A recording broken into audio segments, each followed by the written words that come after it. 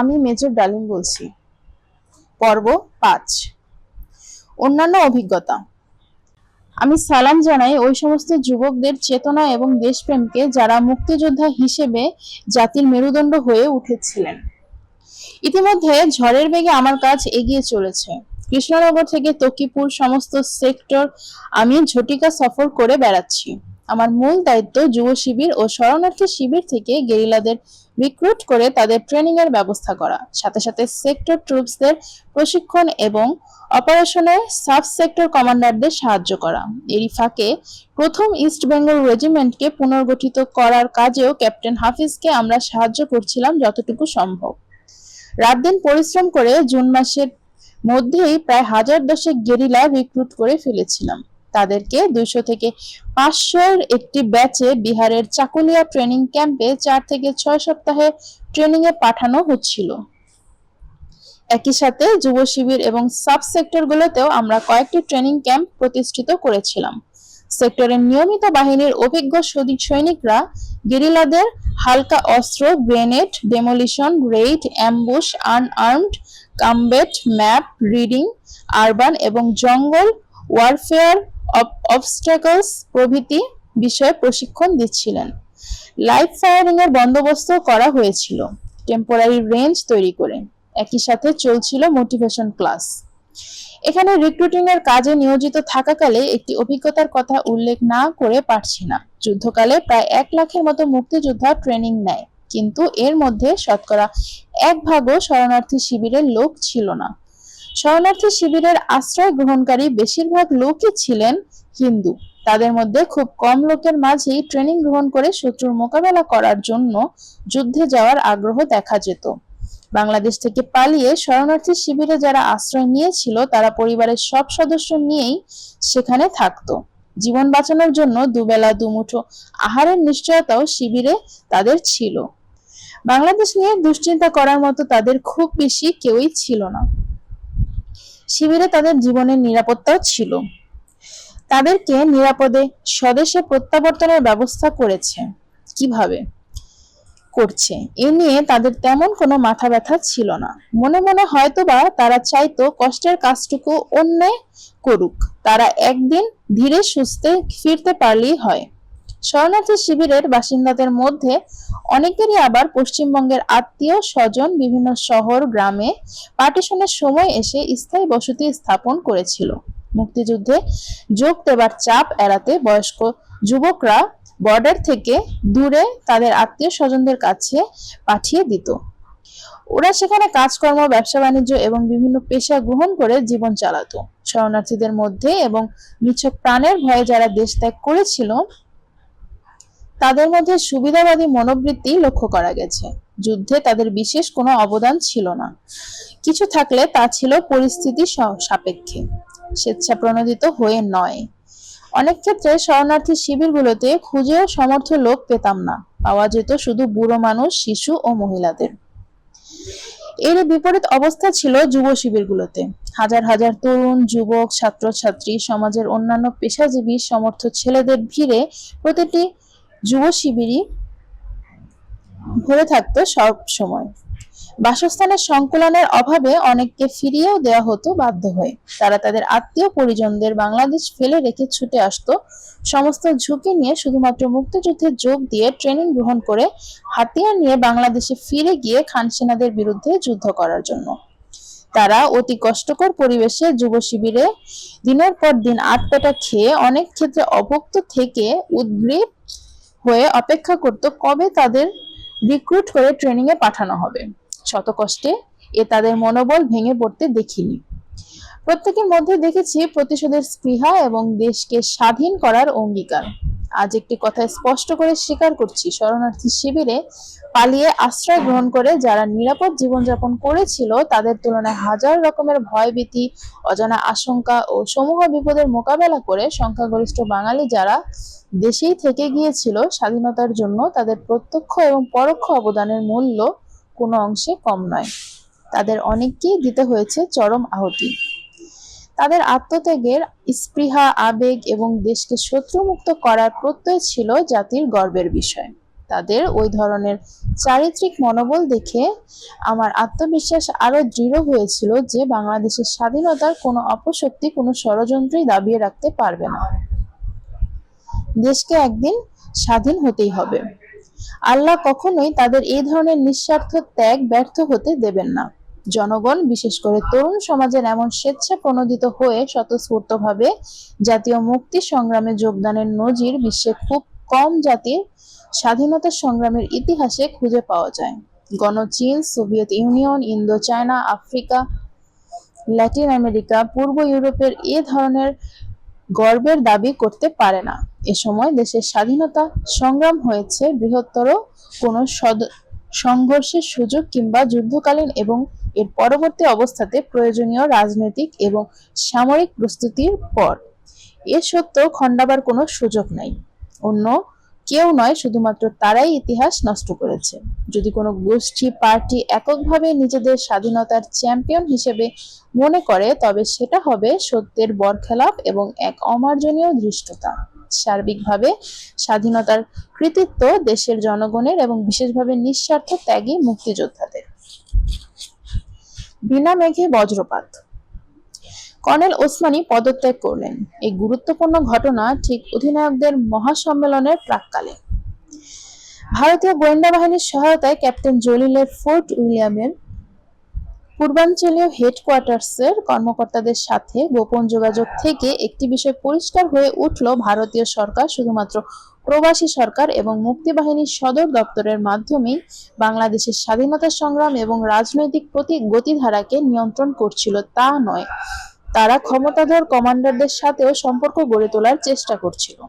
অত্যন্ত চতুরতার সাথে তারা তাজউদ্দিনের প্রবাসী সরকারের মধ্যে অন্তর্দ্বন্দ্ব সৃষ্টি করে তাকেও দুর্বল করে চাপের মুখে রাখছিল, যাতে তিনি তাদের নিয়ন্ত্রণের মধ্যে থাকতে বাধ্য হন। অপরদিকে মুজিবনগর সরকার এই মুক্তিযোদ্ধাদের সর্বাধিনায়ক জনাব ওসমানীর মধ্যে দ্বন্দ্ব সৃষ্টি করে কর্নেল ওসমানীর ক্ষমতা সীমিত করে রাখা হচ্ছিল। একইভাবে কর্নেল ওসমানীকে সাইড ট্র্যাক করে প্রবাসী সরকার ও ভারতীয় কর্তৃপক্ষের এ ধরনের কার্যকলাপে কর্নেল ওসমানী অতি যুক্তিসঙ্গত কারণেই ভীষণভাবে অপমানিত বোধ করছিলেন।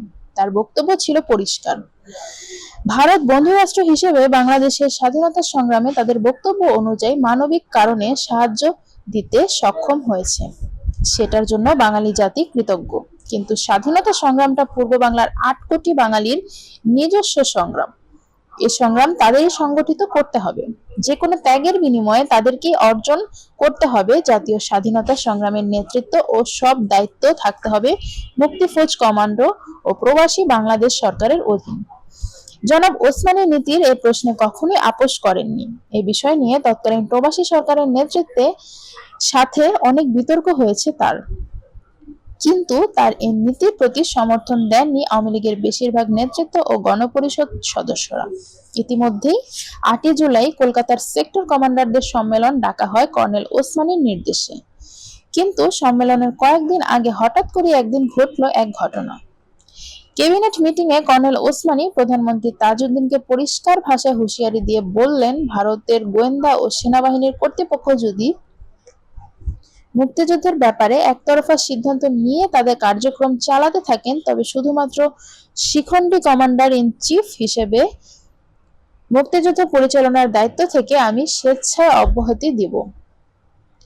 তিনি মিটিংয়ে জনাব তাজউদ্দিনকে প্রশ্ন করেন, বাংলাদেশের স্বাধীনতার সংগ্রামটা কাদের সংগ্রাম? এটা যদি ভারতের সংগ্রাম হয়ে থাকে, তবে আমরা সবাই কি তাদের হাতে ক্রিয়ানক হয়ে ইসলামাবাদ থেকে দিল্লিতে তথাকথিত স্বাধীন বাংলাদেশের রাজধানী স্থানান্তরের প্রচেষ্টায় লিপ্ত রয়েছি? ওই বক্তব্যের পর তিনি একটি পদত্যাগপত্র প্রধানমন্ত্রীর হাতে ধরিয়ে দিয়ে সকলকে স্তম্ভিত করে সভাকক্ষ ত্যাগ করেন। কথাটা মুহূর্তের মধ্যে সমস্ত থিয়েটার রোড হেডকোয়ার্টার্সে ছড়িয়ে পড়ল। আমরা ইয়াং অফিসার যারা সেখানে উপস্থিত ছিলাম তাদের মাঝে ভীষণ উত্তেজনার সৃষ্টি হলো। আমাদের হাবভাব দেখে কয়েক মিনিটের মধ্যে থিয়েটার রোড ছেড়ে সংসদ সদস্যদের দল, মন্ত্রীবর্গ সবাই কেটে পড়লেন। আমরা সোজা প্রধানমন্ত্রীকে গিয়ে অনুরোধ জানালাম, যে করেই হোক কর্নেল ওসমানীকে আপনার আশ্বাস দিতে হবে যাতে তাকে বাইপাস করে ভারতীয়রা কোনো কিছু না করে। আপনি যদি এই আশ্বাস তাকে দিতে পারেন তবে আমরা তাকে তার পদত্যাগপত্র ফিরিয়ে নিতে অনুরোধ জানাবো এবং যে করেই হোক তাকে রাজি করাবো। এটা যদি আপনি করতে ব্যর্থ হন তবে 2 দিন পর সেক্টর কমান্ডারদের মিটিং এখানে হবে, তার পরিণতি কি হবে সেটা আপনি নিশ্চয়ই ভালোভাবে উপলব্ধি করতে পারছেন। আপনাকে শুধু এতটুকুই বলছি, আমাদের মুক্তিবাহিনীর একজন সৈনিক বেঁচে থাকতে কর্নেল ওসমানের গায়ে এতটুকু আঁচড় কেউ দিতে পারবে না। আমরা কেউ তার এতটুকু অপমানও বরদাস্ত করব না। তাছাড়া তার বক্তব্যে যুক্তি রয়েছে। আগে আপনি বলেছেন বিএলএফ মুজিব বাহিনীর গঠনের ব্যাপারে আপনি কিছুই জানতেন না। এই খবর আপনি জানতে পেরে নাকি প্রধানমন্ত্রী ইন্দিরা গান্ধী ও তার অ্যাডভাইজারদের সাথে এর প্রতিবিধান করার চেষ্টা করে ব্যর্থ হয়ে তাদের সিদ্ধান্ত নেহাত অপারগ হয়ে মেনে নিতে বাধ্য হয়েছেন। আপনাদের এ ধরনের অপারগতার সুযোগে তারা তাদের নীল নকশার জাল বিস্তার করে চলেছে। তাদের জালে আটকে পড়ে থাকা নির্জীব বাংলাদেশ আমাদের কাম্য নয়। পরনির্ভরশীল পঙ্গু বাংলাদেশকে স্বাধীন করার জন্য হাজার হাজার বাঙালি রক্তের গঙ্গা বইয়ে দিচ্ছে না বাংলাদেশের পথে প্রান্তরে। আমরা তথা আপামর জনসাধারণ বাংলাদেশকে স্বাধীন করার জন্য দৃঢ় প্রতিজ্ঞ। পৃথিবীর অন্যান্য জাতি যদি 12 বছর, 15 বছর, 20 বছর রক্তক্ষরণের ত্যাগ স্বীকার করে নিজেদের শক্তির বলে তাদের দেশকে শত্রুমুক্ত করে স্বাধীনতা অর্জন করে থাকতে পারেন, তবে আমরাই বা পারবো না কেন আমাদের নিজ শক্তিতে স্বাধীনতার সূর্যকে হানাদার বাহিনীর কবল থেকে ছিনিয়ে নিতে? পৃথিবীর অনেক জাতি তাদের মুক্তি সংগ্রামের মিত্র দেশের সহযোগিতা গ্রহণ করেছে সংগ্রামকালে, কিন্তু তাই বলে তারা নিজেদের সত্তাকে তো বিকিয়ে দেয়নি। আপনি প্রধানমন্ত্রী, আপনার দায়িত্ব হচ্ছে সবকিছু দেখে বুঝে শুনে জাতীয় স্বার্থকে প্রাধান্য দিয়ে দৃঢ়তার সাথে সমস্যার মোকাবেলা করে এগিয়ে যাওয়া। আপনি যদি সততা ও আন্তরিকতার সাথে এগিয়ে চলেন তবে আপনি আপনার যাত্রাপথে নিঃসঙ্গ হবেন না। আমরা সবাই থাকবো আপনার সাথে। প্রধানমন্ত্রী আমাদের বক্তব্য শুনে বললেন তিনি কিছু একটা করবেন।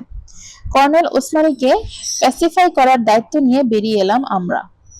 বাইরে এসে শুনলাম গুজব ছড়িয়ে পড়েছে তাজউদ্দিন এবং প্রবাসী সরকারের সাথে কর্নেল ওসমানীর মতানৈক্য ঘটায় তিনি নাকি কমান্ডার ইন চিফ হিসেবে হুকুম দিয়েছেন সমস্ত আওয়ামী লীগ সরকারকে অ্যারেস্ট করতে। প্রধানমন্ত্রীকে ইতিমধ্যেই নাকি অ্যারেস্ট করে রাখা হয়েছে থিয়েটার রোডে। বাকিরা পালিয়ে প্রাণে বেঁচেছেন। গুজবটা শুনে হাসবো নাকি কাঁদবো ভেবেই পেলাম না। ভাবলাম গুজবটা ছড়িয়ে আওয়ামী লীগাররা তাদের দুর্বলতাটাকে প্রকাশ করে দিলেন তাদের অজান্তে।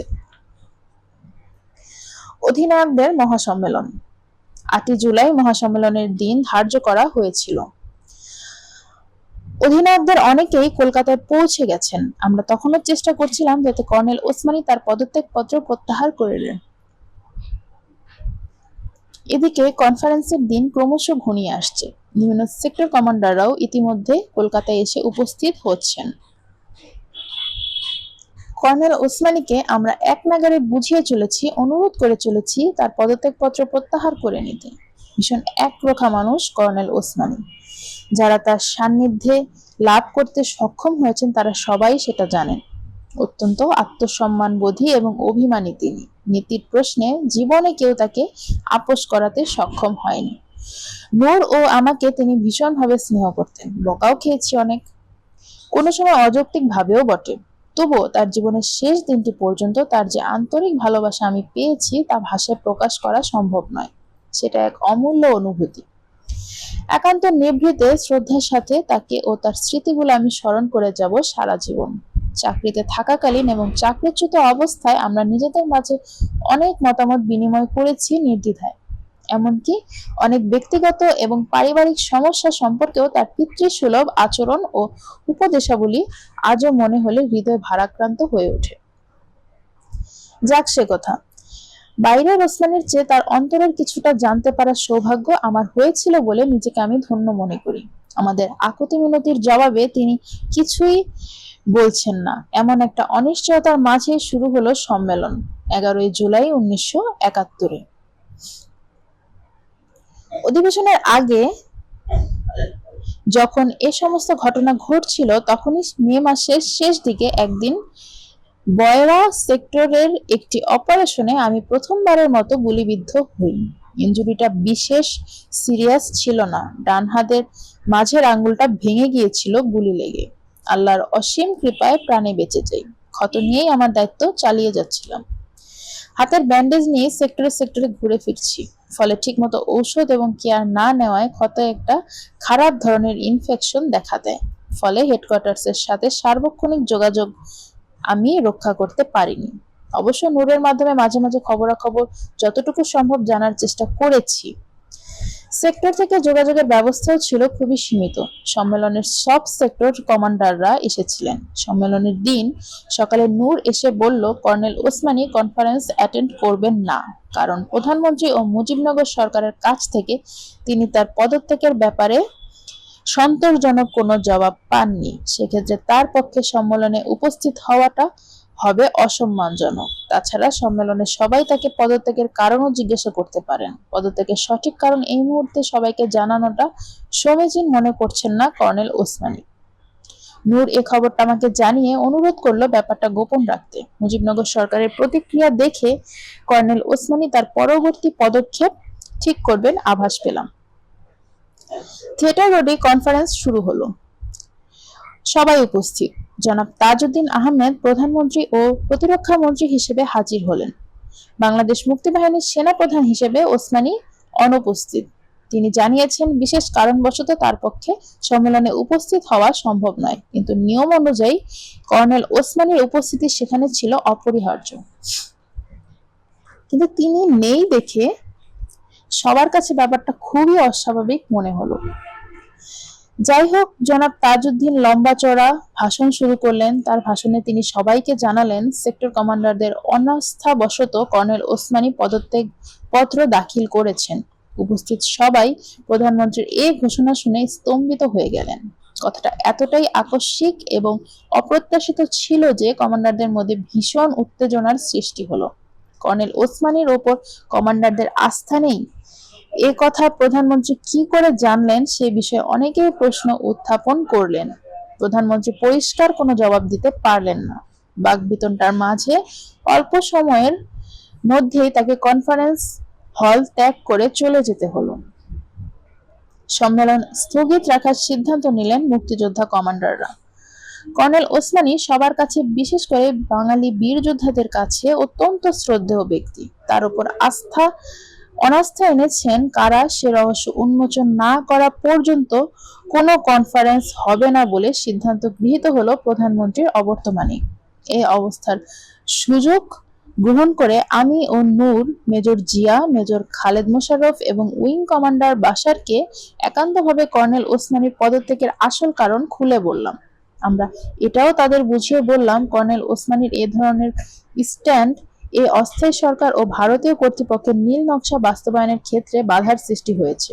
তাই তারা অতি কৌশলে কমান্ডার ইন চিফের পদ থেকে তাকে বাদ দেওয়ার পরিকল্পনা আঁটছে আর পদত্যাগের সুযোগ গ্রহণ করে।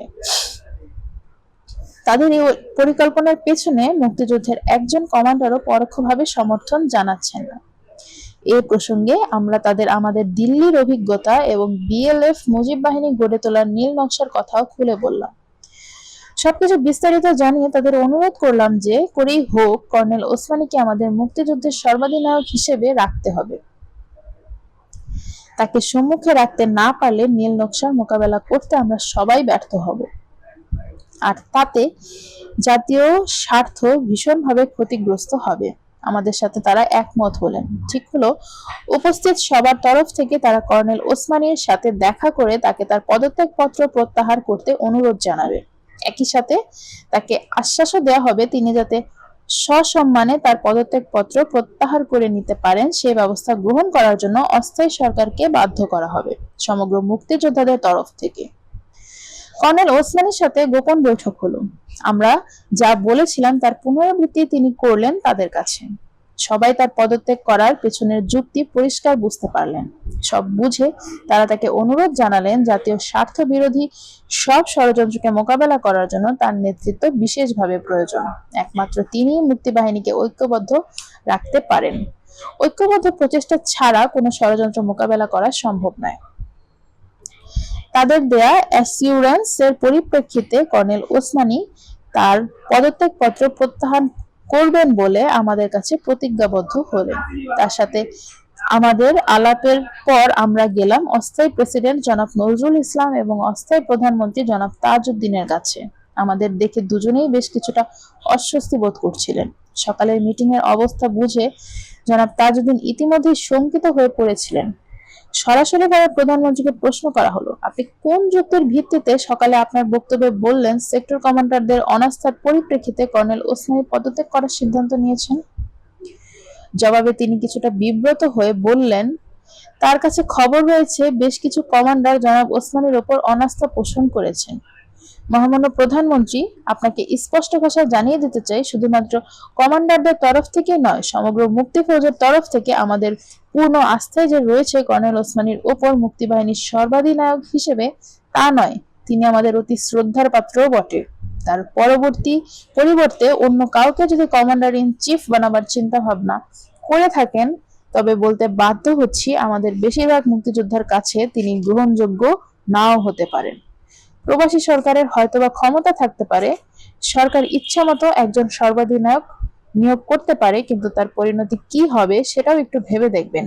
মেজর জিয়াই প্রধানমন্ত্রীর কথার জবাব দিলেন। জনাব নজরুল ইসলাম ও তাজউদ্দিন দুজনেই মেজর জিয়ার কথা শুনে ভীষণভাবে চিন্তাগ্রস্ত হয়ে পড়লেন। কিছুক্ষণ ভেবে তাজউদ্দিন সাহেব বললেন, ওসমানী সাহেব স্বেচ্ছা পদত্যাগপত্র দাখিল করেছেন। তিনি সেটা প্রত্যাহার করলে সরকার তার উপর পূর্ণ নিয়োগ সম্পর্কে পুনর্বিবেচনা করতে পারে। তিনি স্বেচ্ছা ইস্তফা দিয়েছেন সেটা ঠিক, কিন্তু সম্মেলনে আপনি যে কারণে তিনি পদত্যাগ করেছেন বলে ঘোষণা দিয়েছেন সেটা সত্য নয়। কি কারণে তিনি পদত্যাগপত্র সরকারকে দিয়েছেন সেটা আমরা অবশ্যই শুনবো তার কাছ থেকেই। আমাদের অনুরোধ, কাল সম্মেলনে আপনি বলবেন আপনার কাছে যে খবর এসেছিল কিছু কমান্ডারের অনাস্থার ব্যাপারে সেটা তদন্তে ভুল প্রমাণিত হয়েছে। শুধু তাই নয়, আপনি আরো বলবেন উপস্থিত সব কমান্ডার এবং সমস্ত মুক্তি ফৌজের দাবি একমাত্র কর্নেল ওসমানী থাকবেন কমান্ডার ইন চিফ হিসেবে, অন্য কেউ নয়। সে পরিপ্রেক্ষিতে সবার তরফ থেকে আপনি স্বয়ং তাকে তার ইস্তফা প্রত্যাহার করে নেবার জন্য অনুরোধ জানাবেন এবং একমাত্র সেক্ষেত্রে তিনি তার পদত্যাগ পত্র প্রত্যাহার করবেন। কথার ধরন থেকে বুদ্ধিমান জনাব তাজউদ্দিন আহমেদ বুঝে নিলেন মুক্তিযুদ্ধের কমান্ডার ইতিমধ্যেই অনেক কিছু জেনে গেছেন। পর্দার অন্তরালে পাশা খেলার চালগুলো সম্পর্কে হয়তোবা অনেকেই অবগত হয়ে পড়েছেন। তাই কেঁচো খুঁড়তে সাপ বেরিয়ে না পড়ার জন্য মেজর জিয়ার অনুরোধ মেনে নিতে রাজি হলেন প্রধানমন্ত্রী তাজউদ্দিন। পুরো মিটিং এর নির্বাক নীরব সাক্ষী হয়ে নিশ্চুপ বসেছিলেন অস্থায়ী রাষ্ট্রপতি জনাব নজরুল ইসলাম। মিটিং এর বিস্তারিত বিবরণ নোটের মাধ্যমে জানানো হলো কর্নেল ওসমানীকে। পরদিন কথা মতো কাজ করলেন প্রধানমন্ত্রী। তার অনুরোধে কর্নেল ওসমানী তার পদত্যাগপত্র প্রত্যাহার করে সম্মেলনের নেতৃত্ব দেবার স্বীকৃতি জানালে করতালির মাধ্যমে উপস্থিত সবাই কর্নেল ওসমানীর সিদ্ধান্তকে আন্তরিক অভিনন্দন জানালেন। কর্নেল ওসমানীর নেতৃত্বে সম্মেলন শুরু হলো। চাণক্য বুদ্ধির দূরভিসন্ধি নস্যাৎ করে কর্নেল ওসমানীকে কমান্ডার ইন চিফ পদে বহাল রাখতে পেরে আমরা তার উপযুক্ত মর্যাদা দিতে পেরেছিলাম বলে নিজেদের আত্মপ্রত্যয় অনেক গুণ বেড়ে গিয়েছিল। আমাদের এই বিজয় থেকে আওয়ামী লীগ ও তাদের দোসররা পরিষ্কার বুঝতে পেরেছিলেন যে জানবাজ মুক্তি সেনারা অন্যায় ও জাতীয় স্বার্থ বিরোধী কোনো কিছুই মুখ বুজে সহ্য করবেন না। এই সম্মেলনে যুদ্ধের বিভিন্ন দিক, বিভিন্ন সমস্যা এবং ভবিষ্যৎ কর্মপন্থা সম্পর্কে আলোচনা জানানো হয়। আলোচনায় বিষয়বস্তু সম্পর্কে কর্নেল ওসমানীর মনোভাব আমাদের আগেই জানা ছিল, সে আলোকেই আলোচনা পরিচালিত হয়। এই বৈঠকে colonel M A left Rab আমাদের মুক্তি ফৌজের চিফ ইন স্টাফ এবং group captain A K Khandaker deputy chief of staff নিযুক্ত হন। এছাড়া গুরুত্বপূর্ণ সিদ্ধান্ত হিসেবে যেসব নেওয়া হয়েছিল তা হচ্ছে: 1. বিভিন্ন সেক্টরের সীমানা নির্ধারণ। 2.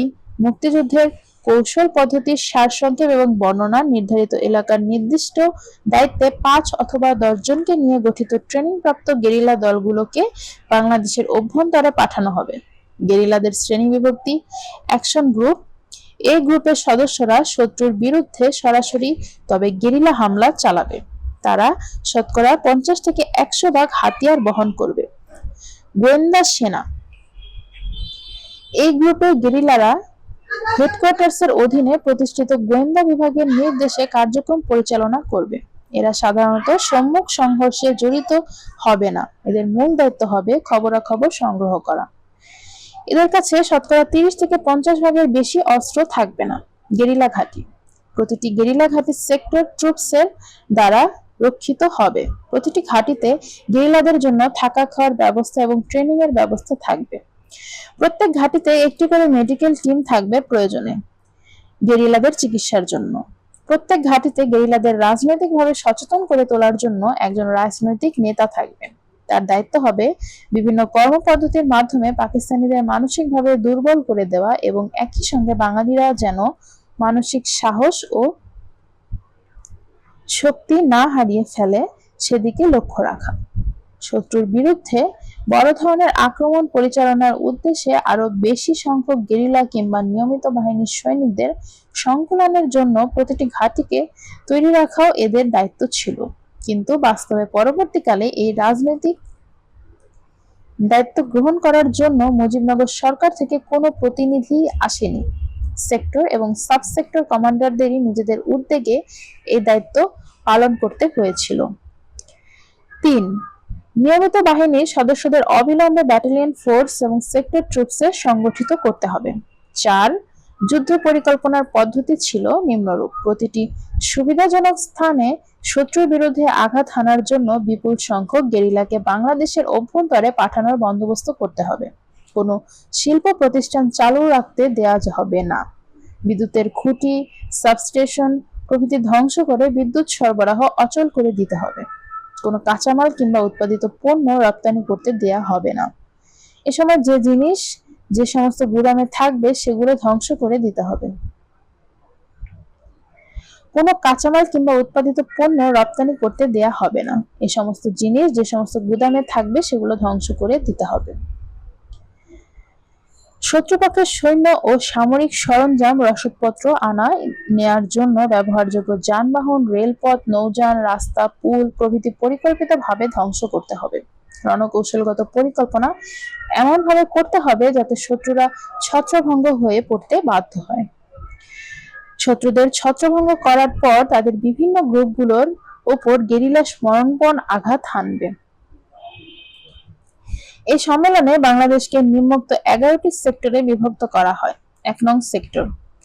চট্টগ্রাম, পার্বত্য চট্টগ্রাম এবং নোয়াখালী জেলার অংশ বিশেষ মুহুরী নদীর পূর্ব এলাকা নিয়ে এই সেক্টর গঠিত হয়। সমগ্র সেক্টরকে 5টি সাব সেক্টরে ভাগ করা হয়। মেজর জিয়া সেক্টর কমান্ডার নিয়োজিত হন। পরে জিয়া জেট ফোর্স কমান্ডার নিযুক্ত হওয়ার পর ক্যাপ্টেন রফিক 1 নং সেক্টর কমান্ডার নিযুক্ত হন। এই সেক্টরের মোট সৈন্য সংখ্যা ছিল 2100। এর মধ্যে 1500 ইপিআর, 200 পুলিশ, 300 সামরিক বাহিনী এবং নৌ ও বিমান বাহিনীর সদস্য সংখ্যা ছিল প্রায় 100। এখানে গেরিলাদের সংখ্যা ছিল প্রায় 20,000। এদের মধ্যে 8,000 অ্যাকশন গ্রুপ হিসেবে গড়ে তোলার সিদ্ধান্ত নেওয়া হয়। শতকরা 35 ভাগ অস্ত্রশস্ত্র ও গোলাবারুদ দেয়া হয় এই সেক্টরকে। 2 নং সেক্টর। কুমিল্লা, ফরিদপুর জেলা, নোয়াখালী ও ঢাকার অংশ বিশেষ নিয়ে এই সেক্টর গঠিত হয়। সেক্টর কমান্ডার নিযুক্ত হন মেজর খালেদ মোশাররফ। সেক্টরটিতে 6টি সাব সেক্টরে বিভক্ত করা হয়। সমস্ত সেক্টরের নিয়মিত বাহিনীর সংখ্যা ছিল প্রায় 4,000। গেরিলা ছিল 30,000। Major Khaled Mosharraf force commander হিসেবে গুরুতরভাবে আহত হওয়ার পর ক্যাপ্টেন হায়দার সেক্টর কমান্ডারের দায়িত্ব গ্রহণ করেন। 3 নং সেক্টর। মৌলভীবাজার, ব্রাহ্মণবাড়িয়া, নারায়ণগঞ্জ, কেরানীগঞ্জ নিয়ে এই সেক্টর গঠিত হয়। সেক্টরটিকে 10টি সাব সেক্টরে ভাগ করা হয়। গেরিলাদের সংখ্যা ছিল 10,000। সেক্টর কমান্ডার নিযুক্ত হন মেজর শফিউল্লাহ। এস ফোর্স গঠনের পর মেজর শফিউল্লাহর জায়গায় মেজর নুরুজ্জামানকে 3 নং সেক্টরের দায়িত্ব দেয়া হয়। 4 নং সেক্টর। উত্তরে সিলেট সদর এবং দক্ষিণে হবিগঞ্জ থানার মধ্যবর্তী সমগ্র অঞ্চল নিয়ে গঠিত হয় 4 নং সেক্টর। সেক্টর কমান্ডার নিযুক্ত হন মেজর চিত্তরঞ্জন দত্ত। সেক্টরটিকে 6টি সাব সেক্টরে বিভক্ত করা হয়। নিয়মিত বাহিনীর সংখ্যা ছিল প্রায় 3,000। গেরিলা ছিল প্রায় 12,000। সিলেট যে 5 নং সেক্টর। সিলেট জেলার উত্তরাঞ্চল নিয়ে গঠিত এই সেক্টর কমান্ডার নিযুক্ত হন মেজর মীর শওকত আলী। নিয়মিত বাহিনীর সংখ্যা ছিল প্রায় 800, গেরিলা ছিল প্রায় 5000। সেক্টরটিকে 6টি সাব সেক্টরে বিভক্ত করা হয়। 6 নং সেক্টর। এই সেক্টর রংপুর এবং দিনাজপুর নিয়ে গঠিত হয়। উইং কমান্ডার MK বাশার নিযুক্ত হন সেক্টর কমান্ডার হিসেবে। সাব সেক্টর 5টি। নিয়মিত বাহিনীর সংখ্যা প্রায় 1200, গেরিলা ছিল প্রায় 6000। 7 নং সেক্টর। রাজশাহী, পাবনা, বগুড়া জেলা এবং দিনাজপুর জেলার অংশ বিশেষ নিয়ে গঠিত হয় এ সেক্টর। সেক্টর কমান্ডার নিযুক্ত হন মেজর নাজমুল হক। যুদ্ধকালীন সময় এক মোটর দুর্ঘটনায় তিনি শহীদ হলে তার স্থলে সেক্টর কমান্ডার নিযুক্ত হন মেজর M হাসান। সাব সেক্টরের সংখ্যা 8টি। সৈন্য সংখ্যা প্রায় 2000, গেরিলা প্রায় 8000। 9 নং সেক্টর। 8 নং সেক্টর। কুষ্টিয়া, যশোর এবং খুলনার অংশবিশেষ নিয়ে এই সেক্টর গঠন করা হয়। 15 জুলাই পর্যন্ত সেক্টর কমান্ডার ছিলেন মেজর MA ওসমান চৌধুরী। পরবর্তীকালে মেজর ওসমানকে হেডকোয়ার্টার্সে বদলি করে নিয়ে আসা হয়। পাকিস্তান থেকে পালিয়ে আসার পর মেজর মঞ্জুর 8 নং সেক্টরের দায়িত্বভার গ্রহণ করেন। নিয়মিত বাহিনীর সংখ্যা ছিল প্রায় 3000, গেরিলা ছিল 8000। সাব সেক্টরের সংখ্যা 60টি। 9 নং সেক্টর। বরিশাল, পটুয়াখালী, খুলনার অংশ বিশেষ ফরিদপুরের একাংশ নিয়ে এই সেক্টর গঠিত হয়। সেক্টর কমান্ডার ছিলেন মেজর MA জলিল। সাব সেক্টরের সংখ্যা 8টি। নিয়মিত বাহিনীর সংখ্যা ছিল প্রায় 1500, গেরিলা প্রায় 15000। 10 নং সেক্টর। এই সেক্টরের কোনো আঞ্চলিক সীমানা ছিল না। নৌ কমান্ডাররাই এই সেক্টরের অধীনে ছিলেন। শত্রুপক্ষ টার্গেট ধ্বংস করার জন্য প্রয়োজন মতো বিভিন্ন সেক্টর গ্রুপ গঠন করে তাদের নির্দিষ্ট দায়িত্বে পাঠানো হবে সেই সিদ্ধান্তই নেওয়া হয়। তাদের দায়িত্ব সম্পন্ন করার জন্য সার্বিক সহযোগিতা করার নির্দেশ দেওয়া হয় সেক্টর কমান্ডারদের। দায়িত্ব সম্পন্ন করার পর নৌ কমান্ডোরা সব আবার তাদের মূল আস্তানা 10 নং সেক্টরে ফিরে আসবে ঠিক করা হয়। 11 নং সেক্টর। এই সেক্টর ছিল বাংলাদেশের উত্তর পশ্চিম অঞ্চল এবং তুরা ও গারো অঞ্চল নিয়ে। কমান্ডার নিযুক্ত হন মেজর তাহের। 15 নভেম্বর এক অভিযানে তিনি গুরুতরভাবে আহত হয়ে একটি পা হারান। সাব সেক্টর ছিল 8টি, গেরিলা সংখ্যা 25000। এই সম্মেলনে সেক্টর সমূহ সম্পর্কে সিদ্ধান্ত নেবার পর মুক্তিফৌজের সৈনিকদেরকেও নিম্নলিখিত ক্যাটাগরিতে পুনর্গঠিত করার সিদ্ধান্ত নেওয়া হয়। নিয়মিত বাহিনী। 25 মার্চ রাতে শ্বেত সন্ত্রাসের পর East Bengal Regiment, EPR, police, Ansar, মুজাহিদ কোর এবং অন্যান্য সামরিক ও প্রতিরক্ষা বাহিনীর বাঙালি সদস্যদের নামকরণ করা হয় নিয়মিত বাহিনী। বিশেষ ফোর্স। আর্মি ব্যাটালিয়নের সমন্বয়ে 3টি ব্রিগেড গড়ে তোলার সিদ্ধান্ত নেওয়া হয়। তখনকার 5টি ব্যাটালিয়নকে কেন্দ্র করে নিয়মিত বাহিনীর পুনর্গঠনের কাজ শুরু করার সিদ্ধান্ত নেওয়া হয়। এইসব ব্যাটালিয়নের জনশক্তি ছিল খুবই কম। প্রত্যেক সেক্টর থেকে উপযুক্ত লোক সংগ্রহ করে এদের শক্তি বৃদ্ধি করার লক্ষ্যে ক্রমান্বয়ে নতুন আরো ব্যাটালিয়ন দাঁড় করানোর সিদ্ধান্ত হয়। এগুলোকে পরে ব্রিগেড গ্রুপে সংগঠিত করার সিদ্ধান্ত গৃহীত হয়। এদের দ্বারা গঠিত 3টি ব্রিগেড গ্রুপই পরে জেড ফোর্স, এস ফোর্স এবং কে ফোর্স নামে পরিচিত হয়। Sector troops. উপরোক্ত ব্যাটালিয়নগুলোতে যেসব EPR, পুলিশ, আনসার, মুজাহিদ ও সামরিক বাহিনীর সৈনিকদের অন্তর্ভুক্ত করা সম্ভব হবে না তাদের সেক্টর ট্রুপস হিসেবে যুদ্ধ করার জন্য ইউনিট এবং সাব ইউনিটে সংগঠিত করার সিদ্ধান্ত নেওয়া হয়। মুক্তিযোদ্ধাদের জীবন ধারণের জন্য নগণ্য সম্মানী দেওয়ার ব্যবস্থা করা হয় মুজিবনগর অস্থায়ী সরকারের তরফ থেকে। কিন্তু মুক্তিযোদ্ধা কমান্ডারদের বেশিরভাগই ওই অর্থ গ্রহণ না করার পক্ষে অভিমত ব্যক্ত করেন। অনিয়মিত বাহিনী অথবা ফ্রিডম ফাইটার্স FF। গেরিলা হিসেবে শত্রুর বিরুদ্ধে যুদ্ধ করার জন্য যাদের ট্রেনিং দেওয়া হতো তাদের বলা হতো অনিয়মিত বাহিনী, গণবাহিনী অথবা ফ্রিডম ফাইটার্স। প্রথম পর্যায় থেকে অনেক ক্ষেত্রেই তাদের মধ্যে নিয়ম শৃঙ্খলার অভাব ছিল। সঠিক রাজনৈতিক প্রশিক্ষণ এবং কঠোর সংগ্রামী জীবনযাপনের মধ্য দিয়ে তাদের সুশৃঙ্খল গেরিলা হিসেবে গড়ে তোলার সিদ্ধান্ত নেওয়া হয়। গণবাহিনীর সদস্যদের ট্রেনিংকালে সামান্য পকেট খরচা এবং বাংলাদেশের ভেতরে পাঠাবার সময় প্রথমবার তাদের কিছু রাহা খরচ দেওয়ার সিদ্ধান্ত গৃহীত হয়। এরপর তাদের বিশাল জনসমুদ্রে মিশে গিয়ে তাদেরই একজন হয়ে শত্রুর মোকাবেলা করার প্রশিক্ষণ দেওয়ার সিদ্ধান্ত নেওয়া হয়। আমাকে, ক্যাপ্টেন সালাউদ্দিন, লেফটেন্যান্ট মতি ও লেফটেন্যান্ট নূরকে আগের দায়িত্বেই বহাল রাখা হয়। কনফারেন্সে কমান্ডারদের নিয়মিত এবং অনিয়মিত বাহিনীর সাংগঠনিক কাঠামো এবং সদস্য সংখ্যা হিসাব করে তাদের জন্য কাপড় চোপড়, রেশন, অস্ত্র, গোলাবারুদ, ওয়্যারলেস সেট, টেলিফোন, অতি অত্যাবশ্যকীয় রসদপত্রের তালিকা তৈরি করে মুজিবনগর সরকারের কাছে পেশ করতে বলা হয়। অস্থায়ী সরকার চাহিদা অনুযায়ী ভারত সরকারের কাছ থেকে জিনিসপত্রগুলো সংগ্রহ করবে, সেই কথাই জানানো হয়েছিল মিটিংয়ে। মুক্তিযোদ্ধাদের জন্য কয়েকটি ফিল্ড হাসপাতাল গড়ে তোলার সিদ্ধান্ত নেওয়া হয়েছিল। এছাড়া সেক্টর এবং সাব সেক্টরগুলোতেও চিকিৎসা কেন্দ্র খোলার সিদ্ধান্ত গৃহীত হয়। কনফারেন্সে কর্নেল ওসমানী সবাইকে জানালেন, ইতিমধ্যে পাকিস্তান থেকে বাঙালি সামরিক বাহিনীর অফিসাররা পালিয়ে আসার চেষ্টা এবং উদ্যোগ নিচ্ছে। এপ্রিল মাসে 3 জনের সর্বপ্রথম দলটির মাঝে রয়েছি আমি, লেফটেন্যান্ট মতি ও লেফটেন্যান্ট নূর। আমাদের কাছ থেকে জানা তথ্যের ভিত্তিতে তিনি আরো বলেছিলেন, অনেক বাঙালি অফিসারই স্বাধীনতা যুদ্ধে যোগ দেবার জন্য পালিয়ে আসার সুযোগ খুঁজছে, কিন্তু সীমান্ত পার হয়ে ভারতে পালিয়ে এসে তারপর যুদ্ধে যোগ দেওয়ার কাজটি খুবই বিপজ্জনক। বিশেষ করে পাকিস্তানে পরিবার পরিজন নিয়ে যারা বসবাস করছে তাদের জন্য তো বটেই। তাছাড়া বাংলাদেশের স্বাধীনতা সংগ্রামের প্রতি ভারত সরকারের মনোভাব কি সে সম্পর্কে সঠিক ধারণা করতে না পারায় অনেকেই পালিয়ে ভারতে আসতে ভরসা পাচ্ছেন না। তাদের এ ব্যাপারে প্রকৃত অবস্থা বর্ণনা করে স্বাধীনতা সংগ্রামে যোগদান করার আহ্বান জানানো হয়েছে বিশেষ যোগাযোগ ব্যবস্থার মাধ্যমে। পাকিস্তান থেকে অফিসাররা চলে আসছে জানতে পেরে সকলেই খুশি হলেন। আমাদের উষ্ণ অভিনন্দন জানানো হলো। অস্ত্রশস্ত্র এবং রসদপত্র সংগ্রহের ব্যাপারে পরে আমাদের হয়েছিল তিক্ত অভিজ্ঞতা। কখনোই আমরা প্রয়োজন অনুযায়ী অস্ত্রশস্ত্র, গোলাবারুদ এবং রসদপত্র পাইনি। যা পেয়েছি তার পরিমাণ চাহিদার তুলনায় খুবই সামান্য। নিঃসন্দেহে এ সমস্যার কারণে আমাদের যুদ্ধের প্রথম অবস্থায় শত্রুর হাতে মার খেতে হয়েছিল অনেক ক্ষেত্রে। পরবর্তীকালে কমান্ডাররা ক্রমান্বয়ে নিজেরাই সব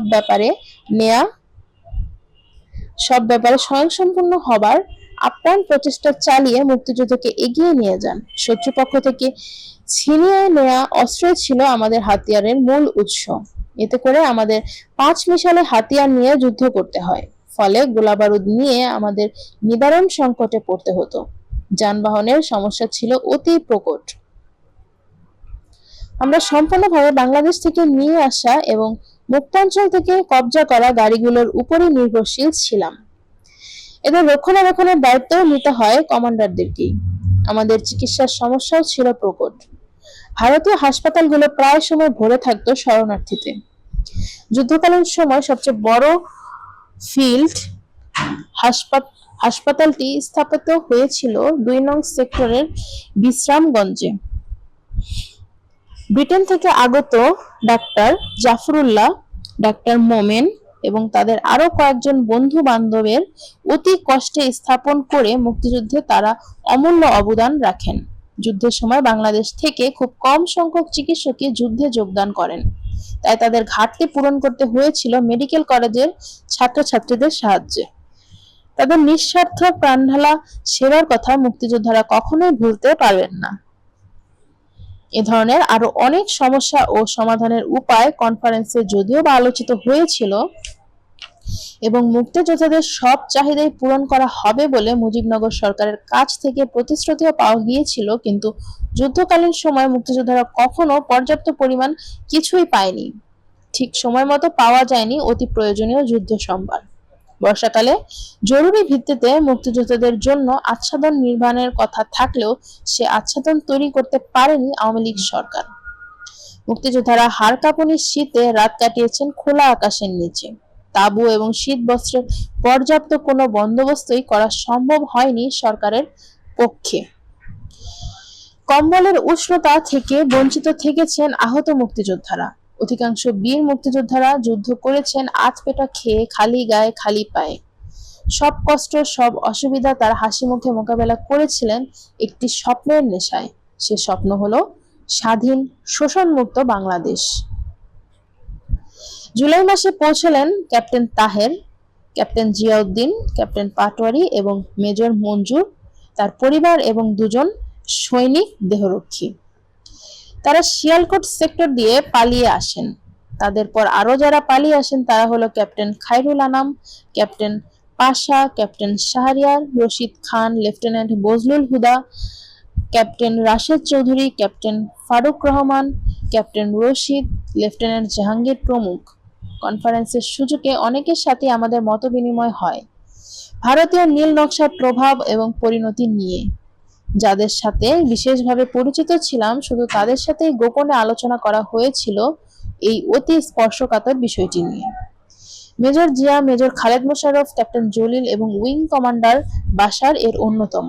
পরবর্তী পর্যায়ে major Manzur, captain Taher, captain Ziauddin, captain Salahuddin, captain Shahriar, captain Hafiz, captain Mahbub, captain Rashid, captain Mohsin, lieutenant Huda, lieutenant Jahangir ছাড়াও যাদের সাথে বন্ধুত্বের সম্পর্ক আগে থেকেই বিদ্যমান ছিল তাদের সাথেও বিস্তারিত আলোচনা হয়।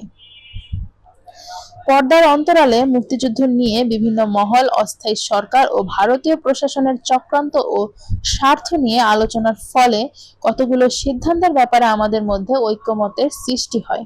সিদ্ধান্ত নেওয়া হয় মুক্তিযুদ্ধের প্রাথমিক পর্যায়ে ভারত সরকারের নীতি এবং মুজিবনগর সরকারের অযোগ্যতাকে নিয়ে বিশেষ উচ্চবাচ্য করা ঠিক হবে না। আমাদের বিভিন্ন মহলের উদ্দেশ্যে এবং তাদের হীন উদ্দেশ্য হাসিলের চক্রান্তের ব্যাপারে সদা সচেতন থাকতে হবে। একই সাথে মুক্তিযোদ্ধাদের পুনর্গঠন করে তাদেরকে সামরিক এবং রাজনৈতিকভাবে সচেতন করে তুলতে হবে। তাদের বোঝাতে হবে চক্রান্তের বিভিন্ন দিক, তাদের মোটিভেট করতে হবে, তাদের বোঝাতে হবে সব চক্রান্তকে নস্যাৎ করে দিয়ে আমাদের দেশ স্বাধীন করতে হবে আমাদের নিজেদেরকেই। শুধুমাত্র ইসলামাবাদ থেকে দিল্লিতে রাজধানী বদলের জন্য যুদ্ধ করছি না আমরা। প্রয়োজনে পাক বাহিনীর সাথে সাথে অবস্থা অনুযায়ী ভারতীয় আগ্রাসনের বিরুদ্ধেও যুদ্ধ করার জন্য সার্বিকভাবে প্রস্তুত থাকতে হবে মুক্তিযোদ্ধাদের। ৮ কোটি বাঙালির জন্য হাসিল করতে হবে রাজনৈতিক এবং অর্থনৈতিকভাবে একটি যথার্থ স্বাধীন বাংলাদেশ। কোনো করদ রাজ্য কিংবা নামেমাত্র স্বাধীনতা নয়, চাই প্রকৃত স্বাধীনতা এবং জাতীয় মুক্তি। প্রত্যেক কমান্ডারকে তার কর্মদক্ষতা, শৌর্য, বীর্য, সাংগঠনিক দক্ষতা, আত্মত্যাগ, রাজনৈতিক সচেতনতা, দেশপ্রেম, রণযোগ্যতা, সাহস এবং নৈতিকতার দৃষ্টান্ত স্থাপন করে মুক্তিযোদ্ধা ও মুক্তাঙ্গনের জনগণের হৃদয়ে নেতৃত্বের স্থান করে নিতে হবে, যাতে করে যুদ্ধোত্তর পর্বে প্রয়োজনে যে কোনো ষড়যন্ত্রের মোকাবেলা করতে জনগণের আস্থা অর্জন করা সম্ভব হয়। প্রতিটি মুক্তিযোদ্ধাকে তৈরি করে তুলতে হবে জনগণের ন্যাচারাল লিডার হিসেবে। এভাবেই সম্ভব হবে নিজেদের শক্তির ভিত্তিতে সুদৃঢ় করা। এভাবে নিজেদের তৈরি করতে পারলে ভবিষ্যতে যে কোনো হুমকির মোকাবেলায় জনগণকে সাথে নিয়ে পরীক্ষিত মুক্তিযোদ্ধারা জাতীয় স্বার্থ রক্ষার্থে জেহাদে ঝাঁপিয়ে পড়তে সক্ষম হবেন। যে কোনো ক্রান্তি লগ্নে স্বার্থপর রাজনৈতিক দূরত্ব জাতির সাথে বিশ্বাসঘাতকতা করলে পরীক্ষিত মুক্তিযোদ্ধারা জনগণের সংগ্রামে অগ্রণী ভূমিকা পালন করতে সক্ষম হবেন। ভৌগোলিক সীমানা বিকৃত করার চক্রান্ত। বর্তমানে বাংলাদেশ আদিবঙ্গের একটি অংশ মাত্র। 1971 সালে জাতীয় পতাকার মাঝখানে পূর্ব পাকিস্তানের মানচিত্র বসিয়ে দেওয়ার বিষয়টি ছিল চক্রান্তমূলক এবং উদ্দেশ্য প্রণোদিত, কিন্তু মুক্তিযোদ্ধা এবং সচেতন জনতার বিরোধিতার চাপে মুজিবনগর সরকার মানচিত্র সরিয়ে দিতে বাধ্য হয়। আদিবঙ্গের পরিসীমা নির্ধারণ ছিল এভাবে: উত্তরে হিমালয় পর্বতমালা, নেপাল, সিকিম এবং ভুটান, উত্তর পূর্ব দিকে ব্রহ্মপুত্র এবং এর অববাহিকায় গড়ে ওঠা বদ্বীপ অঞ্চল, উত্তর পশ্চিমে দ্বারগঙ্গা, উত্তরে সমান্তরালভাবে প্রবাহিত ভাগীরথী নদীর অববাহিকার সমতল ভূমি, পূর্ব দিকে বার্মার পর্বতমালা, পশ্চিমবঙ্গের সর্বাঞ্চল, বীরভূম, মালভূম, ধলভূম, কেওঙ্গর, ময়ূরভঞ্জের অরণ্যময় মালভূমি, দক্ষিণে বঙ্গোপসাগর। এই সমগ্র জায়গা নিয়েই ছিল প্রাচীনকালের বঙ্গ অথবা বাংলাদেশ। উল্লেখযোগ্য জনপদগুলো ছিল গৌড়, পুন্ড্র, বরেন্দ্র, রাঢ়, সুহম্র, তাম্রলিপ্ত, সমতট, বঙ্গ, বাঙ্গাল, হরিকেল প্রভৃতি জনপদ গড়ে উঠেছিল বঙ্গবাসী বা বাংলাদেশিরা। কুল, ভিল, সাবর, পুলিন্দ, হরি, ডোম, চন্ডাল, সাঁওতাল, মুন্ডা, ওরাও, ভূমিজ, বাগদি, বাউরি, পোদ, মালপাহাড়ি প্রভৃতি প্রমুখ অস্ত্রজ এদের সমন্বয়েই সৃষ্টি হয়েছিল বঙ্গবাসী অথবা বাঙালি জাতিগোষ্ঠী। কালের আবর্তে বিদেশি আগ্রাসী শক্তিসমূহ এদেশকে পর্যায়ক্রমে বাংলাদেশকে বিভক্ত করেছে তাদের শাসন শোষণ কায়েম রাখার জন্য। ভৌগোলিক দ্বিধা বিভক্তির ফলে জাতির মনে হয়েছে তারা বিভক্ত, কিন্তু ভৌগোলিক সীমানা অপরিবর্তনীয় নয়। আমাদের পূর্বপুরুষরা গড়ে তুলেছিলেন সর্বোৎকৃষ্ট জনপদ, শহর, নগর, বন্দর এবং সমগ্র রাজ্য ও জনপদ। তারা সৃষ্টি ও বিকাশ ঘটিয়েছিলেন উন্নত মানের সংস্কৃতি এবং বিস্ময়কর ঐতিহ্যবাহী শিল্প ব্যবস্থা। এর সবকিছুই আমাদের জাতীয় গৌরব। কায়েমি স্বার্থবাদীরা যতই চেষ্টা করুক না কেন আমাদের আবাসভূমি সীমানা সম্পর্কে ধূম্রজাল সৃষ্টি করতে এবং জাতীয়তাবাদ নিয়ে জটিলতা এবং উদ্ভ্রান্তি সৃষ্টি করতে, যাতে করে তাদের কায়েমি স্বার্থ টিকে থাকে, যা একদিন নস্যাৎ হয়ে যাবে। কোনো বিতর্ক সৃষ্টি করতে জনগণকে সর্বকালের জন্য বোকা বানিয়ে রাখা কিছুতেই সম্ভব হবে না। জাতি একদিন ঐতিহাসিক সত্যকে অনুধাবন করতে সক্ষম হবে এবং ইনশাল্লাহ এমন একদিন নিশ্চয়ই আসবে যখন তারা তাদের দীর্ঘদিনের অন্যায় এবং বঞ্চনার হিসাব নিকাশ করে তাদের ঐতিহাসিক পাওনা আবার আদায় করে নেবে।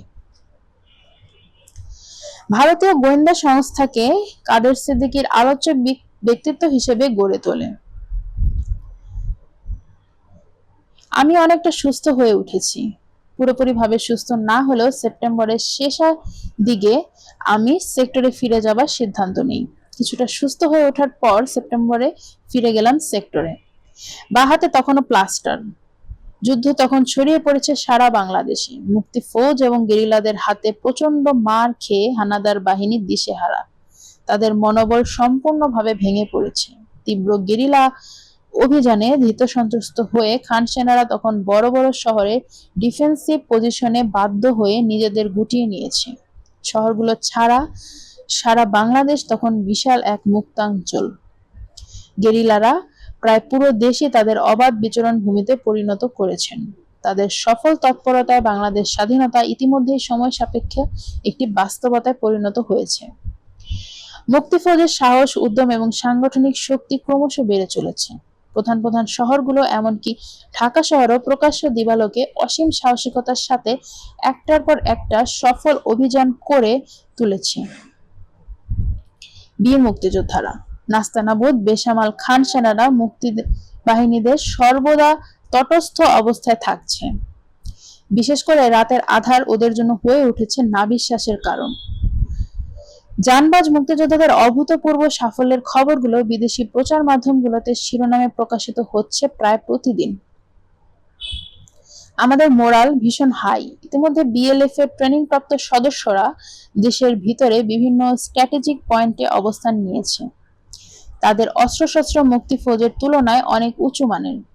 এ সত্ত্বেও খান সেনাদের বিরুদ্ধে সম্মুখ সংঘাতে তেমন একটা অংশগ্রহণ করছে না তারা। পক্ষান্তরে অনেক জায়গায় জনগণের ওপর অন্যায়, জুলুম, চাঁদাবাজি এবং লুটপাট করছিল তারা। সে সমস্ত খবর পাচ্ছিলাম আমরা। তাদের ওই ধরনের কার্যকলাপে বাধা দেবার ফলে অনেক জায়গায় মুক্তি ফৌজের যোদ্ধাদের সাথে তাদের সংঘর্ষ হচ্ছিল। এই সময় হঠাৎ করে ভারতীয় প্রচার মাধ্যমগুলো কাদের সিদ্দিকী নামক এক বিএলএফ সদস্য সম্পর্কে ফলাও করে প্রচারণা শুরু করে, এমন ভাবে যেন শুধুমাত্র কাদের সিদ্দিকী মুক্তিযুদ্ধ করছে। এ ধরনের প্রচারণায় আমরা কিছুটা বিস্মিত হলাম। পাকিস্তান আমলে প্রথম ইস্ট বেঙ্গল রেজিমেন্টের এই সৈনিক নায়ক কাদের সিদ্দিকী ডিসিপ্লিনারি চার্জে শাস্তিমূলকভাবে চাকরি থেকে বরখাস্ত করা হয়েছিল। মুক্তিযুদ্ধে তার তেমন কোনো বিশেষ ভূমিকার কথাও শোনা যায়নি। সেক্ষেত্রে তাকে নিয়ে এতটা হইচই কি উদ্দেশ্যে করা হচ্ছে সেটা ঠিক বুঝতে পারলাম না। একইভাবে মাঝে মেজর খালেদ মোশাররফকে ফোকাসে আনার চেষ্টা করেছিল কিছুদিন। পক্ষান্তরে মেজর জিয়া তার প্রাপ্য মর্যাদা কখনোই পাননি প্রবাসী এবং ভারত সরকারের কাছ থেকে। দুই সরকার তার প্রতি ছিল সন্দিহান এবং বিদ্বেষপ্রবণ। কালুরঘাট থেকে দেশবাসীর প্রতি স্বতঃস্ফূর্তভাবে স্বাধীনতার যে উদার আহ্বান তিনি জানিয়েছিলেন, তাকে মেনে নিতে পারেনি আওয়ামী লীগ সরকার। মন্ত্রিসভা এবং সচিবালয় গঠন করা হলো। তরুণ আমলারা মুক্তিযুদ্ধের সচিবালয়ে যোগদানের অসম্মতি জানায়। জুলাই আগস্ট মাসে প্রবাসী সরকার সেই পুরনো উপনিবেশিক ধাঁচেই বিভিন্ন মন্ত্রণালয় এবং সচিবালয় গড়ে তোলার সিদ্ধান্ত নেয়। সে সমস্ত আমলারা সীমান্ত পেরিয়ে কলকাতায় আশ্রয় নিয়েছিল। তাদের নিয়েই গঠিত হয়েছিল এই সমস্ত আমলাতান্ত্রিক সংগঠন। সেক্টর এবং সাব সেক্টর গুলোর মতো এ সমস্ত সংগঠনেও ভারতীয় প্রতিপক্ষ নিয়োগ করা হয়েছিল। কিন্তু তদ্রূপ তরুণ দেশপ্রেমিক আমলা এ ধরনের উদ্যোগের অসারতা উপলব্ধি করে ওই সমস্ত মন্ত্রণালয় এবং সচিবালয়ে যোগদানের বিরুদ্ধে সোচ্চার হয়ে ওঠে। পরিবর্তে তারা মুক্তিযোদ্ধাদের সাথে যোগদান করে প্রত্যক্ষভাবে যুদ্ধ করার সিদ্ধান্ত নেন। জনাব তৌফিক এলাহী চৌধুরী এবং জনাব কামাল সিদ্দিকী ছিলেন তাদের মধ্যে অন্যতম। পররাষ্ট্রমন্ত্রী জনাব খন্দকার মোশতাক আহমেদ তার মন্ত্রণালয় স্থাপন করলেন সার্কাস এভিনিউতে। পুরো মিশনটাই তখন থেকে পররাষ্ট্র মন্ত্রণালয়ের প্রধান সদর দপ্তর হিসেবে কাজ করে যাচ্ছিল। পররাষ্ট্র সচিব ছিলেন জনাব মাহবুবুল আলম চাষী, খন্দকার মোশতাক আহমেদের একান্ত সচিব জনাব কামাল সিদ্দিকী। এছাড়া সার্কাস এভিনিউতে জনাব তাহিরউদ্দিন ঠাকুর এবং জনাব মওদুদ আহমেদ বহির্বিশ্বের সাথে এবং বিশ্বের সাংবাদিকদের সাথে যোগাযোগ রক্ষা করার জন্য একটি তথ্য সেল খুলেছিলেন। সেটি পররাষ্ট্র মন্ত্রণালয়ের যোগ সাজসে পরিচালিত হতো। আইনজীবী হিসেবে আগরতলা ষড়যন্ত্র মামলায় জনাব মওদুদ আহমদ আওয়ামী লীগের পক্ষে কৌশলী হয়ে যথেষ্ট কাজ করেছিলেন এবং তবুও প্রবাসী সরকারের কাছ থেকে তিনি তার উদ্যোগের কোনো স্বীকৃতি পাননি। এ ব্যাপারে বিশেষ দুঃখ প্রকাশ করে জনাব মওদুদ আহমেদ প্রধানমন্ত্রী তাজউদ্দিন আহমেদকে একটি নিবেদন পত্র লিখেছিলেন। তিনি চাইছিলেন স্বীয় উদ্যোগে স্বাধীনতা সংগ্রামের পক্ষে তিনি যা কিছুই করছিলেন প্রবাসী সরকার তার স্বীকৃতি দিয়ে তাকেও কোনো একটা বড় ছোট পদে বহাল করুক। কিন্তু তার সে আশা পূরণ করেনি মুজিবনগর সরকারের অজানা কোনো কারণবশত। তাজউদ্দিন আহমেদ এবং খন্দকার মোশতাক আহমেদের মধ্যে বিরোধ দেখা দেয়। শুরু থেকেই নীতি নির্ধারণের ক্ষেত্রে প্রবাসী সরকারের প্রধানমন্ত্রী এবং পররাষ্ট্রমন্ত্রীর মধ্যে মতপার্থক্য হতে থাকে। ভারত সরকার যে কোনো কারণেই হোক খন্দকার মোশতাক আহমেদের প্রতি সন্তুষ্ট ছিল না। ইতিমধ্যে থিয়েটার রোডের প্রধানমন্ত্রীর সচিবালয়ের সাথে পররাষ্ট্র মন্ত্রণালয়ের বিরোধিতার কথা প্রকাশ হয়ে পড়তে থাকে। নীতিগত অনেক কারণেই জনাব তাজউদ্দিন এবং পররাষ্ট্রমন্ত্রীর মাঝে ব্যবধান গড়ে উঠতে থাকে। ভারতীয় সরকারও জনাব মোশতাকের প্রতি বিরূপ হয়ে উঠে। বাজারে গুজব ছড়িয়ে পড়ে যে জনাব খন্দকার মোশতাক আহমেদ গোপনে সিআইএ এর মাধ্যমে আমেরিকার সাথে যোগাযোগ রক্ষা করে চলেছেন। অস্থায়ী সরকারের অলক্ষ্যে আমেরিকার মধ্যস্থতায় তিনি নাকি পাকিস্তান সরকার ও শেখ মুজিবের সাথে আলোচনার মাধ্যমে পূর্ব পাকিস্তান সদস্যদের একটি গ্রহণযোগ্য রাজনৈতিক সমাধান খুঁজে পাওয়ার চেষ্টায় আছেন। তার এই উদ্যোগের পেছনে আওয়ামী লীগের দক্ষিণপন্থী বেশ একটা বড় প্রভাবশালী অংশের সমর্থনও নাকি রয়েছে। এ ধরনের গুজব ছড়িয়ে পড়ার অল্প কিছুদিনের মধ্যেই জেনারেল ইয়াহিয়া খান সাধারণ ক্ষমা ঘোষণা করলেন। তার এই ঘোষণাকে কেন্দ্র করে মুজিবনগর সরকারের রাজনৈতিক নেতাদের মাঝে ভীষণ আলোড়ন সৃষ্টি হলো। নেতাদের অনেকেই তখন পর্যন্ত মুক্তিযুদ্ধ করে সহসা বা কোনোদিনও দেশ স্বাধীন করা যাবে কিনা এ বিষয়ে বিশেষ সন্দেহ পোষণ করতেন। তাদের মনোভাব ছিল এরূপ, যা হবার তা তো হয়েই গেছে। আখের যতটুকু গোছাবার তাও বেশ গুছিয়ে ফেলা হয়েছে। সেক্ষেত্রে যত তাড়াতাড়ি সম্ভব দেশে ফিরতে না পারলে গোছানোর সম্পদ ভোগ করা যাবে না। তাই ইয়াহিয়া খানের সাধারণ ক্ষমার সুযোগটা বিশেষ গুরুত্বের সাথে বিবেচনা করা উচিত। তারা কলকাতায় বেশ আরামায়েশে সময় কাটাচ্ছিলেন, কিন্তু ক্রমান্বয়ে তাদের অসৎ উপায়ে লুটপাট করার কথা প্রকাশ পেয়ে যাচ্ছিল। এতে তাদের সম্মানেরই শুধু হানি হচ্ছিল তা নয়, তাদের অনেকের প্রতি বিক্ষুব্ধ হয়ে পড়ছিলেন মুক্তিযোদ্ধারা। তারা সেখানে অনাহারে অস্ত্রহীন বস্ত্রহীন অবস্থায় দেশকে স্বাধীন করার জন্য জীবন বাজি রেখে রণাঙ্গনে লড়েছেন। তখন এ সমস্ত অসৎ রাজনীতিবিদ ও লুটেরার দল লুটপাটের বেসুমার টাকায় বিলাসী জীবনযাপন করে বাঙালিদের বদনাম করছিলেন অতি নির্লজ্জভাবে। এই অপমান মুক্তিযোদ্ধারা কিছুতেই মেনে নিতে পারছিলেন না। ইয়াহিয়া খানের সাধারণ ক্ষমার সুযোগ নিতে চাচ্ছেন আওয়ামী লীগের অনেক সদস্যই। তারা বাংলাদেশের অনিশ্চিত ভবিষ্যৎ নিয়ে দোদুল্যমানতায় ভুগছেন। অনেকেই আবার ভারতীয় নীল নকশার কথা আঁচ করতে পেরে শঙ্কিত হয়ে পড়ছেন। কিন্তু তাদের ফিরে যাবার পথে মূল বাধা হয়ে দাঁড়িয়েছে ইন্দিরা সরকার। ভারত সরকার কিছুতেই চাচ্ছে না বাংলাদেশ প্রবাসী সরকার ইয়াহিয়া সরকারের সাথে কোনরূপ রাজনৈতিক আপোষের চেষ্টা করুক। তাদের চাপের মুখে প্রবাসী সরকারের পক্ষ থেকে জনাব তাজউদ্দিন প্রকাশ্য ঘোষণা দিতে বাধ্য হয় ইয়াহিয়া সরকারের সাধারণ ক্ষমা প্রবাসী সরকারের পক্ষে গ্রহণ করা সম্ভব নয়। মুক্তিযোদ্ধারাও সংগ্রামের এই পর্যায়ে কোনো রকম আপোষের বিরোধিতা করছিলেন। তারা চাচ্ছিলেন দীর্ঘস্থায়ী সংগ্রামের মাধ্যমে বাংলাদেশকে স্বাধীন করতে। এভাবেই সার্বিক অবস্থা ক্রমশ জটিল হয়ে উঠছিল। হঠাৎ একদিন জানতে পারলাম পররাষ্ট্রমন্ত্রী মোস্তাক আহমেদ আমেরিকা যাচ্ছেন লন্ডন হয়ে এক সফরে। বাংলাদেশের ভবিষ্যৎ নিয়ে জাতিসংঘের প্রধান এবং অন্যান্য রাষ্ট্রপ্রধানদের, বিশেষ করে পশ্চিমা দেশগুলোর রাষ্ট্রনায়কদের সাথে তিনি মতবিনিময় করে বাংলাদেশের সংগ্রামের প্রতি তাদের সমর্থন আদায় করার চেষ্টা করবেন তিনি এ সফরকালে। অতএব তার এই সফর হবে খুবই গুরুত্বপূর্ণ। যাওয়ার সব প্রস্তুতি প্রায় শেষ। কামাল সিদ্দিকীও যাচ্ছেন সফর সঙ্গী হয়ে। কিন্তু সেই অবস্থাতেই আকস্মিকভাবেই সফর স্থগিত করে দেয় প্রবাসী সরকার। শুধু তাই নয়, মুশতাক আহমেদকে পররাষ্ট্রমন্ত্রীর পদ থেকে অব্যাহতি দেয়া হয় এবং তার স্থলে আব্দুস সামাদ আজাদকে পররাষ্ট্রমন্ত্রী বানানো হয়। জনাব মাহবুব আলম চাষীকেও সরিয়ে দেয়া হয় পররাষ্ট্র সচিবের দায়িত্ব থেকে। এ ধরনের পরিবর্তনের কারণ সম্পর্কে সবকিছুই চেপে যায় তাজউদ্দিন সরকার। কিন্তু পরে সব গোপনীয়তাই ফাঁস হয়ে যায়।